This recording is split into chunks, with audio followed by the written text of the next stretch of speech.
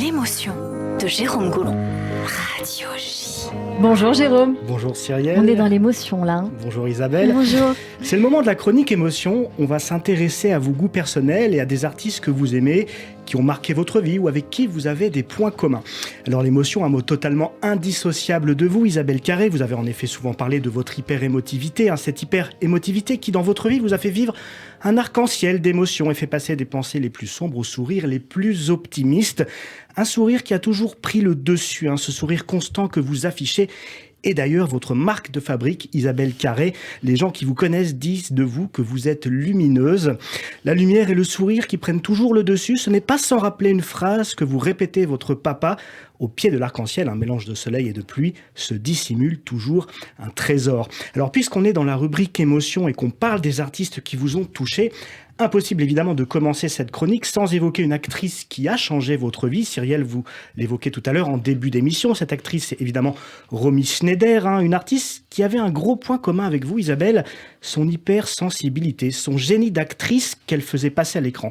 Sa sensibilité, la petite fêlure qu'elle renfermait et qu'elle cachait derrière son sourire d'ange, c'est ce qui lui donnait un côté authentique, inégalable. Quand Romy Schneider disait « je t'aime » dans un rôle, ça ne donnait pas le même effet que d'autres actrices. C'est ce qui faisait sa force, c'est ce qu'il n'y avait pas de fil directeur chez elle. Tout ce qu'elle vivait dans ses rôles, elle le vivait à 100%, et c'est quelque chose d'assez rare et qui la rendait unique. Un peu comme vous, Isabelle Carré. Aujourd'hui, on peut reprocher à certains acteurs ou actrices de trop surinterpréter leur personnage quand ils jouent, peut-être parce qu'ils n'ont pas cette sensibilité qui donne autant d'authenticité. Une sensibilité que vous, en tout cas, vous avez, Isabelle Carré, que tout le monde ressent et qui vous rend, vous aussi, unique quand on regarde vos films ou vos pièces de théâtre, évidemment. C'est d'ailleurs tout sauf un hasard si en 98, on vous a attribué le prix Romy Schneider. Alors, est-ce que vous êtes un petit peu d'accord avec ce que vient de dire Jérôme Goulon, avec cette analyse, Isabelle Carré? Est-ce qu'une hypersensibilité, ça fait de vous une meilleure actrice? Je suis d'abord troublée par la comparaison avec Romy Schneider. Je voudrais juste dire que je suis vraiment sa toute petite sœur. Si on a un point commun, c'est voilà, jamais je me considérerais.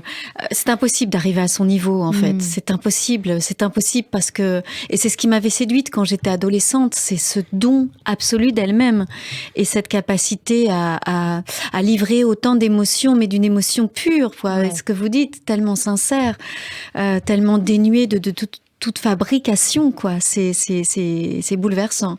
Et moi, j'ai beaucoup de reconnaissance pour les acteurs et actrices qui sont dans une telle générosité. Et je prends ça comme un cadeau, comme spectatrice, et j'emporte ça avec moi.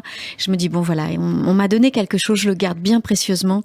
Alors, je sais pas si j'arrive à donner quelque chose aussi aux spectateurs de cet ordre-là. Mais en tout cas, ce qui me plaît dans votre chronique, c'est que les émotions, oui, on les considère vraiment toujours comme quelque chose d'embarrassant, encore une fois. Et non, et là, de se dire non, ça peut aussi transcender les choses, ça peut nous aider, ça peut être quelque chose qu'on s'offre les uns aux autres. Voilà, c'est pas forcément honteux de déborder parfois. Et justement, on parle d'hypersensibilité, c'est un sujet que l'on va évoquer jeudi sur cette antenne avec Serge Rafal dans notre émission, parce que nous aurons pour invité Elsa Esnou, qui est aussi une hypersensible, et donc ce sujet sera mis sur la table, Jérôme Goulon. Oui, alors on poursuit cette chronique émotion en musique avec des artistes qui vous plaisent, Isabelle Carré. Dans votre playlist du moment, on peut trouver la chanteuse Pomme et un titre que vous aimez, Les Séquoias. Oui. On écoute un extrait. J'ai marché. J'adore. Dans l'allée. Alors Les Séquoias, une chanson sortie en 2020 sur l'album Les Failles de Pomme. Alors cet album Les Failles, c'est un album très intime dans lequel la jeune lyonnaise se livre complètement à son public, ses fans. Se livrer au public, ce n'est pas sans rappeler votre premier roman, notamment Isabelle Carré. En 2018, vous avez publié Les Rêveurs, un ouvrage qui commence comme un roman et qui s'achève plutôt comme un récit autobiographique. Le livre s'ouvre d'ailleurs sur une citation d'Aragon qui écrivait « Le roman, c'est la clé des chambres interdites de notre maison ». Dans le cas de la chanteuse Pomme, c'est son album qui a été la clé des chambres interdites de sa maison, puisqu'elle se livre, comme vous, en toute intimité. Et là, elle va sortir un nouvel album très prochainement, je crois qu'il va être prévu, magnifique. Effectivement, il est en cours de... Je crois même qu'il J'ai est fini hâte. d'enregistrer. Enfin, ça, j'ai pas le mois exact, mais il arrive. En tout cas, dans le cas de la chanteuse Pomme, c'est son album qui a été la clé des chambres interdites de sa maison, puisqu'elle se livre en toute intimité. Et la chanson Les Séquoias, elle vous parle forcément. vous qui ne cachez pas votre amour de la nature et votre préoccupation sur tout ce qui touche à l'écologie et l'avenir de la planète. Dans cette chanson, Pomme s'est donc inspirée de la nature et spécialement des séquoias. Elle y parle de son état d'esprit à la fois poétique et fragile, tout en dénonçant un univers assez fade, une rivière asséchée, des arbres assassinés. Elle dit qu'elle entend les séquoias pleurer. Alors on comprend que cette chanson, au-delà de l'aspect artistique, vous parle, Isabelle Carré, vous qui ne prenez pas de gants pour alerter sur les dangers qui menacent notre planète. Je vais vous citer, en décembre dernier, vous déclariez, il n'y a pas très longtemps, « J'étais pleine d'espoir après le premier confinement. On parlait de vivre autrement, de revoir notre modèle pour protéger notre planète. Mais rien ne change. J'ai beaucoup de colère. Je comprends certains mouvements comme Extinction Rébellion.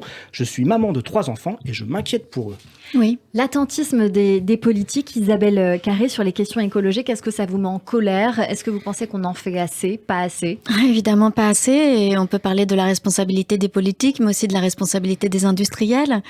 Après, chacun d'entre nous, vraiment, je trouve qu'on essaie de faire au mieux, quoi. Alors on peut pas cocher toutes les cases. C'est pas possible, et il faut pas qu'on se mette trop non plus de culpabilité sur le dos. Mais voilà, avoir cette petite pensée quotidienne. Mais il faut aussi qu'on nous aide. C'est-à-dire que quand vous faites vos courses et que vous voyez tous ces emballages plastiques et que vous avez pas le choix entre 3 emballages plastiques pour le même produit, vous dites bon je suis obligée d'en prendre un il y a pas d'équivalent, il y a pas le pot en verre, il y a pas le pot en, voyez. Donc on peut évidemment aller dans les endroits en vrac, mais parfois on n'a pas le temps. Moi, je suis maman de 3 enfants, je cours. Nous tous, là, on passe notre temps à courir, voilà, et on fait ce qu'on peut. Alors aidez-nous, c'est ça que j'ai envie de dire. Aidez-nous. Sur les emballages plastiques, vous déclariez, on n'est pas des bêtes, on peut les nettoyer nous-mêmes et les prendre nous-mêmes. Vous avez déclaré cette phrase. Oui, sur les pommes qu'on emballe dans tout un tas de trucs, on peut les nettoyer, nos pommes. On n'est pas obligé de nous les couper en petits morceaux et de nous les mettre sous un sac en plastique. Évidemment que c'est facile à mettre dans la lunchbox des enfants. Et il y a plein de choses qu'on pourrait éviter. Mais voilà, des choses qu'on peut éviter. Mais nous, on a le sentiment d'être des petites gouttes d'eau, quoi, au milieu de tout ça. Et alors, il faut pas se dire ça. Il faut se dire, ok, une goutte d'eau plus une goutte d'eau, ça fait sens. Et on va y arriver comme ça, par nos bonnes volontés communes, assemblées. Mais oui, on a envie aussi de crier aux hommes politiques, voilà, les grosses décisions, les décisions importantes, prenez-les, quoi, prenez-les. Alors, on évoquait vos enfants à l'instant, et puisqu'on est dans la chronique émotion, impossible de ne pas revenir sur l'une de vos déclarations, puisque vous avez affirmé « Ce qui provoque mes plus vives émotions dans la vie, c'est tout ce qui touche aux enfants ». En mai dernier, vous avez d'ailleurs rejoint l'association SOS Village d'enfants, dont vous êtes devenue la marraine, une association, dont le rappel, engagée dans la protection du droit des enfants, qui accueille notamment des frères et des sœurs séparés de leurs parents sur décision de justice. Ne pas séparer les fratries, une mission de l'association qui vous touche particulièrement, puisque vous-même, vous avez 2 frères, et vous avez déclaré à quel point ces liens sont importants. La transition est donc toute trouvée avec l'un de vos coups de cœur musicaux. On écoute un extrait du titre Sad Song de l'artiste King, qui se prononce bien, extrait de son album Hello World. Alors cet artiste, pour le dire aux auditeurs, vous le connaissez bien, plutôt bien, Isabelle, puisque sous ce pseudo se cache un certain Benoît Carré, votre frère aîné. Un frère qui est loin d'être un novice dans le milieu de la musique. On se souvient tous de son groupe Lilycube et de la chanson Voyage en Italie, sortie en 1996. Votre frère Benoît Carré, il joue donc aujourd'hui sous le pseudonyme de Skiggs, qui signifie ombre en danois et qui est une référence au conte d'Andersen, l'ombre. Particularité de cet album, il a été produit avec l'aide d'une intelligence artificielle.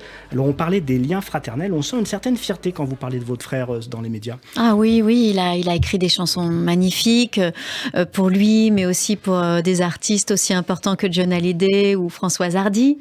Et puis avec ce logiciel d'intelligence artificielle, de création musicale, il a travaillé avec Stromae.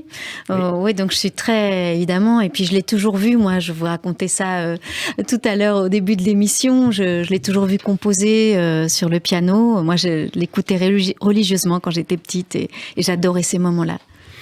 Alors, on va terminer cette chronique par un autre de vos coups de cœur, Isabelle Carré. Il s'agit du titre Drowning avec Kodak Black, un titre sorti en 2017. Alors Kodak Black, un rappeur américain de 25 ans, au destin pas comme les autres et qui comporte quelques similitudes avec le vôtre, Isabelle Carré. On évoquait tout à l'heure l'enfance, Cyrielle évoquait aussi votre enfance. Eh bien Kodak Black, il n'a pas eu forcément toujours une enfance facile. Dès l'âge de 10 ans, il s'est fait renvoyer de son école pour bagarre. Au collège, il s'est fait condamner pour carjacking. Il a connu de nombreux démêlés judiciaires qui l'ont conduit en prison. Et puis parallèlement à ça, il s'est mis à la musique qui l'a sans doute sauvé d'un destin plus sombre, un peu comme la comédie et Romy Schneider vous ont sauvé, vous, Isabelle Carré. Alors pour Kodak Black, ça s'est plutôt bien fini. Il a culminé à la 2e place aux positions au Billboard, un classement de référence aux États-Unis. Il a été gracié par Donald Trump le dernier jour de son mandat, en janvier 2019. Et puis pour couronner le tout, en 2021, le commissaire du comté de Broward en Floride, d'où est originaire le rappeur, a même déclaré la journée du 11 juin comme étant le Kodak Black Day pour honorer l'œuvre philanthropique locale du rappeur. Alors on le voit comme lui, comme pour vous, malgré des moments parfois difficiles, c'est la lumière qui l'a emporté. Et comme je le disais en début de chronique, et comme aimait le rappeler votre père, et c'est par là que je terminerai, au pied de l'arc-en-ciel se dissimule toujours un trésor. Ah, c'est joli, merci. C'est très joli, Mandy. Merci beaucoup, Jérôme Goulon. Merci pour cette chronique sur l'antenne de Radio J. On continue ce périple de chroniques ensemble. Isabelle Carré, tout de suite, c'est le coup de fourchette de Mendoul qui vous mange sur Radio J.